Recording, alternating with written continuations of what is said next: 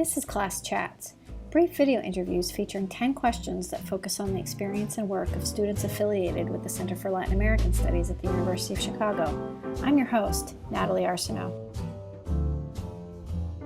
I'm Madeleine Stevens. I'm a rising third year in the political science department, a doctoral student, and I study political violence. My dissertation is probably going to be on forced disappearances. That's what I'm studying right now in authoritarian and civil war contexts.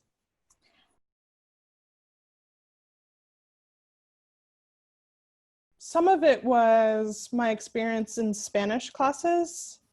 I also grew up with a family that really enjoyed watching foreign films, and my dad speaks Spanish just because he learned it in college, and so we watched a lot of movies from the region when I was growing up, but also because it's a region that's very, very interesting from many perspectives within political science.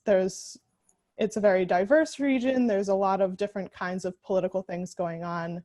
Unfortunately, political violence is something that many of these countries have had in common or currently have in common, which makes it an important region for me to look at. But also, like, having the language skills is important. I'm not gonna, try to study someplace I can't speak anything.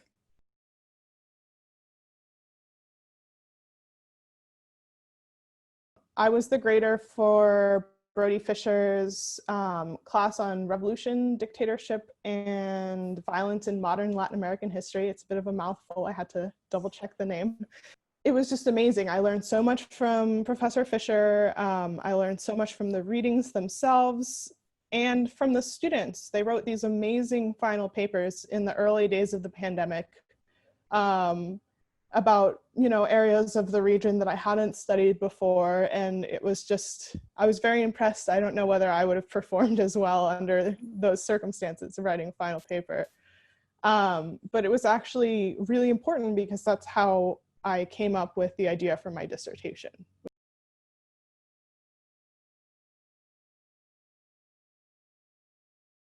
I have two. One was Forgotten Peace by Rob Carl. It's about the period in Colombian history, which is, I started out last summer studying Colombia.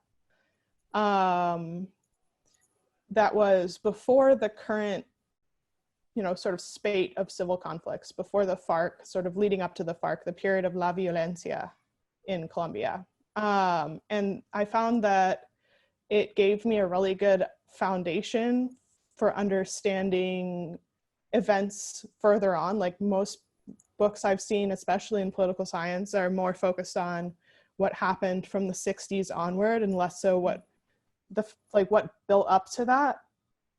And it's like a very well written book. I was very impressed. I enjoyed it a lot. But the book that really, again, the book that was most important to my dissertation idea was a book I read for Brody's class, called A Lexicon of Terror.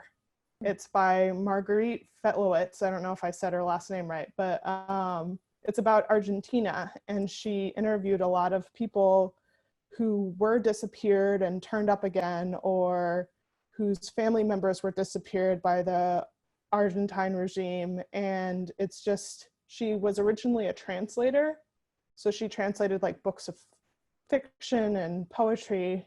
So it just reads beautifully on top of being very emotionally impactful and informative.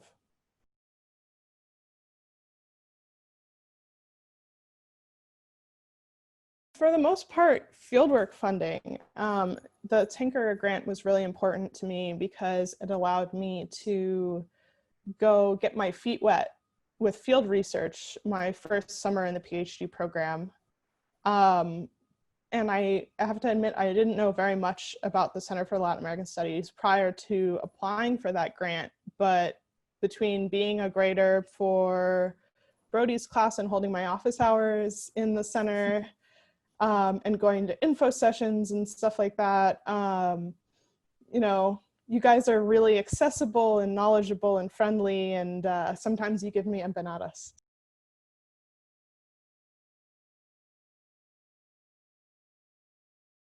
Well, generally, the political violence interest came because I was living in France in 2015 after graduating from college, and I was in Paris the night of the Paris attacks.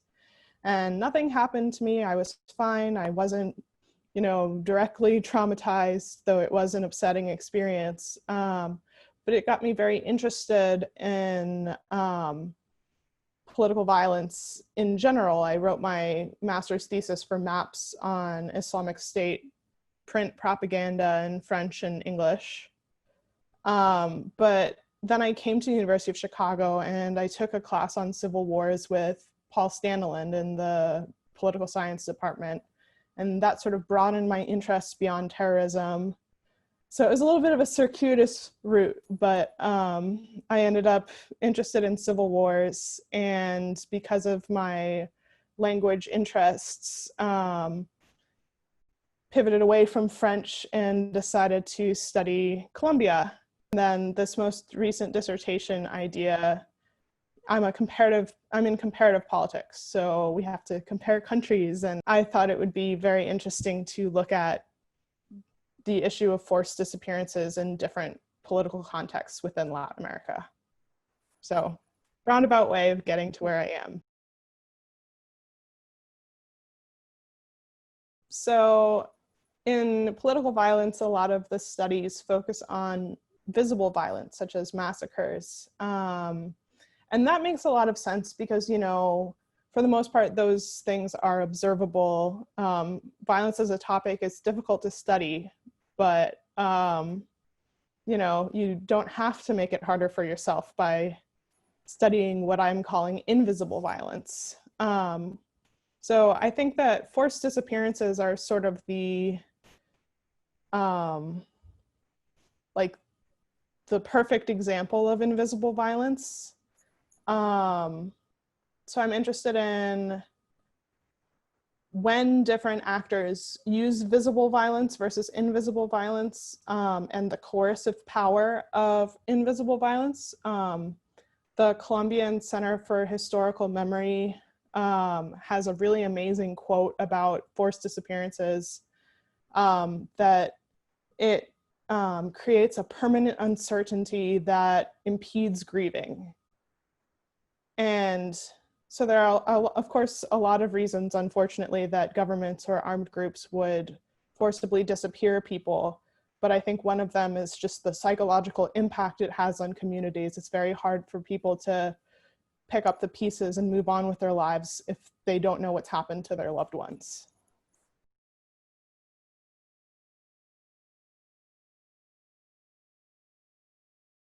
I did start out studying gender rhetoric and the politics of France and ended up in, for the most part, South America. But some of it was also some of the questions I was interested in pursuing.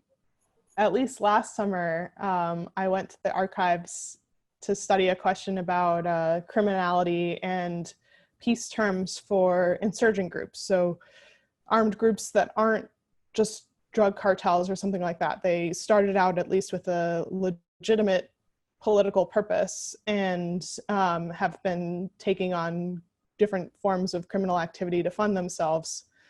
So how their peace terms were impacted by that. And I went to the archive and they were like, we don't have this. Nobody has this.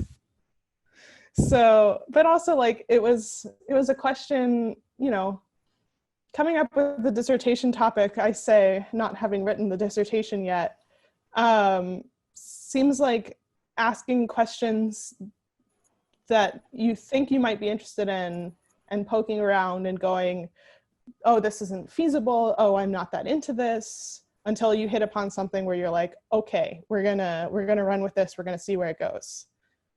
So reading A Lexicon of Terror made me go, well, I haven't seen a ton of work on this. There's been more work on, insurgent groups, criminal activities than there has been on forced disappearances, at least from what I've seen in political science. I have to look further afield for, the literature review and all that. And it's something that has you know, really been interesting to me, and like it's a very horrible and sad occurrence, but it's sort of fascinating, just this idea of an absence being a form of violence. Like not just the violence perpetrated against the person who has disappeared, but the violence done to their family and their community. Yeah. Unfortunately, many different kinds of actors, both states and armed groups, forcibly disappear people across the world, and have been doing so for I don't know how long. It's a tactic that can make a lot of sense, unfortunately. The broad supposition is that forced disappearance allows some sort of degree of plausible deniability. You can say, oh, maybe they ran off with a lover or something like that. We didn't do anything to them because there's no body, so there's no proof.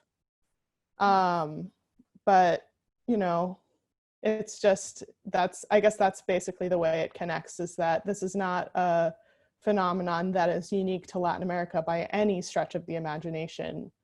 And it's something that's very difficult to study. So it's, it's important to try to take a look.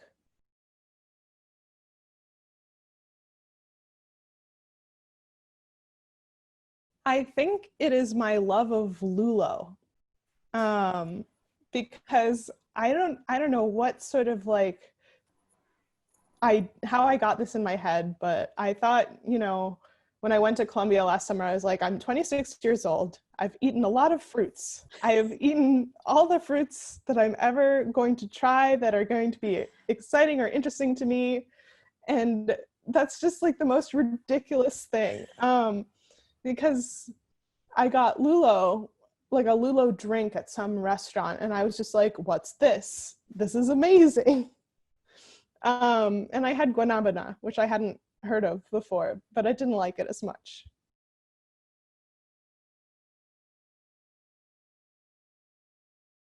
That's kind of a hard question because I've only been to Colombia. But when I was in Colombia, we went to the Caribbean coast. We went to Cartagena and Santa Marta. Me and a couple of other people who were there from the political science department doing research.